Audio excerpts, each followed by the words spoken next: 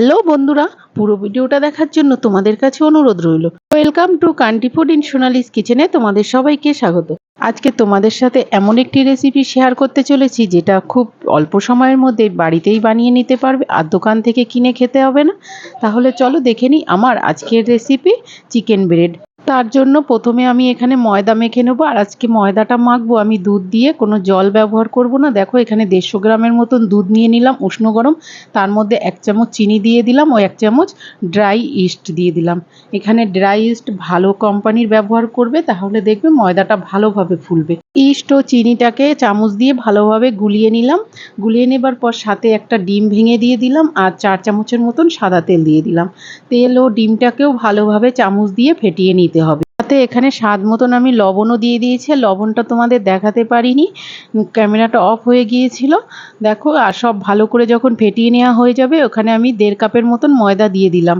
এখানে ময়দাটাকে আমি হাত দিয়ে ডাইরেক্ট মেখে নিচ্ছি আর ময়দাটা একটু নরম করে মেখে নেব। ময়দা যখন অর্ধেক মাখা হয়ে যাবে উপর থেকে আবারও একটু তেল দিয়ে দিয়েছি 1 চামচের মতন, দিয়ে তেলটাকে দিয়ে আবারও সব ভালো করে ঘুরিয়ে ঘুরিয়ে মেখে নিতে। পরে একটুকু তেল দিয়েছি যাতে হাতে যেটুকু ময়দা লেগে আছে সেই ময়দাটুকু যাতে ছেড়ে যায়। আর দেখো ভালোভাবে এইভাবে আমি গোল করে রেখে দিচ্ছি আর উপর থেকে আরও 1 চামচের মতন তেল দিয়ে উপরটাও মাখিয়ে একটা ঢাকনা দিয়ে ঢেকে রেখে দেবো। এটা আমি 1 ঘন্টার জন্য। 1 ঘন্টা পর ফিরে আসছি। এদিকে দেখো এই চিকেন ব্রেড বানানোর জন্য আমি কি সবজি নিয়েছি। এখানে পেঁয়াজ কুচি করে নিয়েছি, গাজর কুচি করে নিয়েছি, আদা কুচি, রসুন কুচি, ক্যাপসিকাম কুচি, বাঁধাকপি ও চিকেন।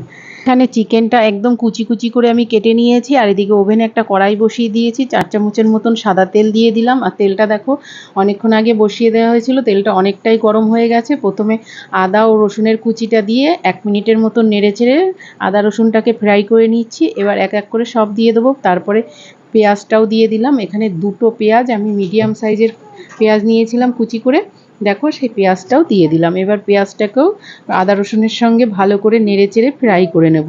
পেঁয়াজটাকে এখানে আমি প্রথমে 2 মিনিটের মতন রান্না করে নেব। 2 মিনিট পরে এখানে স্বাদ মতন লবণ অ্যাড করব। পেঁয়াজটা পুরোপুরি আমি প্রথমেই ভাজা করব না। দেখো 2 মিনিট পরে এখানে স্বাদ মতন লবণ দিয়ে দিলাম। লবণটা দেওয়ার পর আবারও সব ভালো করে নেড়ে চেড়ে পেঁয়াজের সঙ্গে লবণটাকে মিশিয়ে নিলাম আর 1 মিনিটের মতন রান্না করে নিচ্ছি। 1 মিনিট পরে দেখো এখানেও পুরোটা পেঁয়াজ ফ্রাই হয়নি, তার মধ্যে এবার চিকেন কুচিগুলো দিয়ে দেব। চিকেন কুচিটা দিয়ে এবার চিকেনটাকেও ভালো করে পেঁয়াজ রসুনের সঙ্গে ভালো করে নেড়েচেড়ে কষিয়ে নিতে হবে। যতক্ষণ চিকেনটা ভালোভাবে পেঁয়াজ রসুনের সঙ্গে মিশে না যাচ্ছে এইভাবে নেড়েচেড়ে রান্না করে যাব। এই সময় আমি 3-4 মিনিটের মতন এইরকমভাবে নেড়েচেড়ে রান্না করে যাচ্ছি। এই সময় গ্যাসের ফ্লেমটা আমি মিডিয়ামে রেখে দিয়েছি। আর দেখো সমানে নেড়ে যাচ্ছি, এই নাড়া বন্ধ করব না। এখানে যে আগে থাকতে আমি কাঁচা লঙ্কা কুচি করে রেখেছিলাম সেই কাঁচা লঙ্কা কুচিটা দিয়ে দিলাম।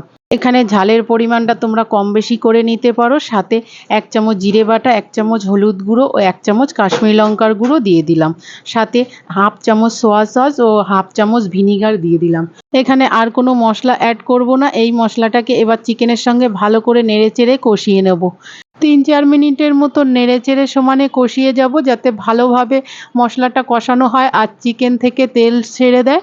দেখো দেখলেই বোঝা যাচ্ছে মশলাটা ভালোভাবে কষিয়ে নেওয়া হয়ে গেছে, চিকেন থেকে তেল ছেড়ে দিয়েছে।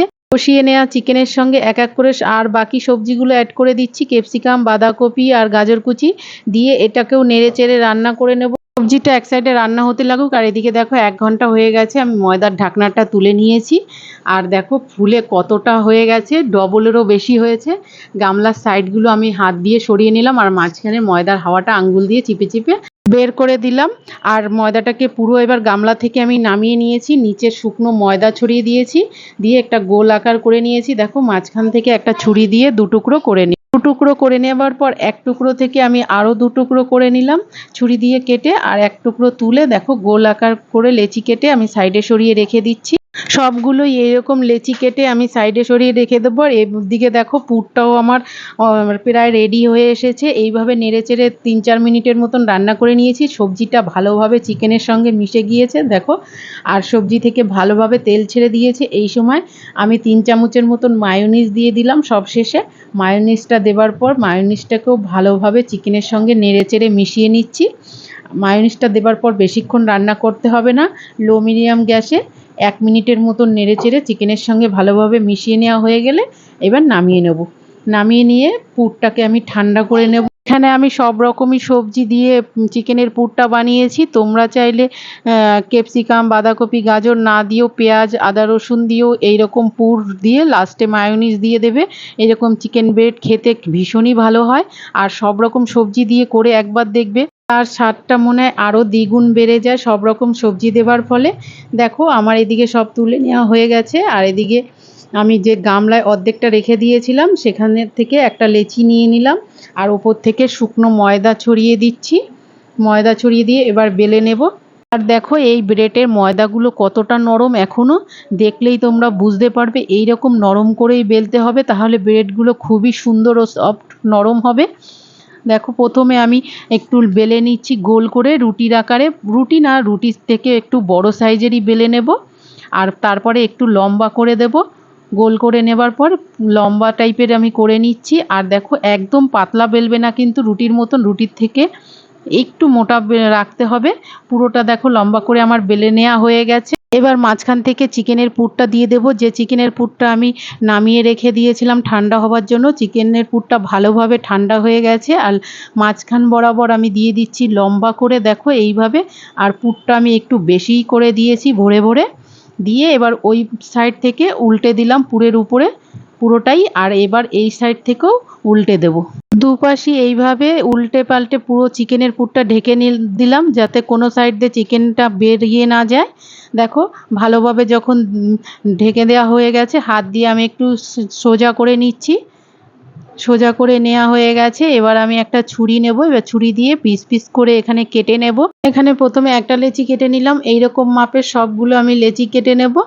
আর দেখো আমি এইরকম চৌকো চৌকো করে শেপ দিয়ে নিয়েছি, তোমরা চাইলে অন্য রকমও শেপ দিয়ে নিতে পারো। দেখো সব লেচিগুলো তুলে প্লেটের উপর রেখে দিয়েছি সবগুলো পিসগুলো নিয়ে নিয়ে। আর এই প্লেটটা ধরেই আমি বেকে বসিয়ে দেবো। আর এটা আমি মাইক্রো ওভেনে বসাবো না, গ্যাসেতেই বসিয়ে দেবো। দেখো আর উপর থেকে আমি একটুখানি দুধ গুলিয়ে ব্রাশ দিয়ে ব্রাশ করে এইভাবে দিয়ে দিচ্ছি সবগুলোর উপরে, যাতে উপরে একটু কালারটা ভালো আসে, তার জন্য এরকমভাবে দুধ দিয়ে দিচ্ছি। এখানে আমি দুধ দিয়ে দিচ্ছি, তোমরা চাইলে এখানে ডিম ফেটিয়ে সেই ডিমের ইটা ব্রাশ করে দিয়ে দিতে পারো। আর দেখো আগে থাকতেই আমি হিট করার জন্য একটা গামলা বসিয়ে দিয়েছিলাম, তার মধ্যে একটা স্ট্যান্ড রেখে ভালোভাবে যখন হিট হয়ে গেছে ঢাকনাটা তুলে নিয়েছি। আর এই থালাটা আমি সাঁড়াশির সাহায্যে এইভাবে ভেতরে বসিয়ে দিলাম, আর একটা ঢাকনা দিয়ে এটা 15 থেকে 20 মিনিটের মতন ঢেকে রেখে দেবো। এই সময় গ্যাসের ফ্লেমটা আমি লো মিডিয়ামে রেখে দিয়েছিলাম। আর 20 মিনিট হয়ে গেছে, দেখো ঢাকনাটা তুলে নিয়েছি। ওপরের কালারটা কত সুন্দর এসেছে, পুরো মাইক্রো ওভেনের কালার এসেছে, নিচটাও ততটা সুন্দর হয়েছে।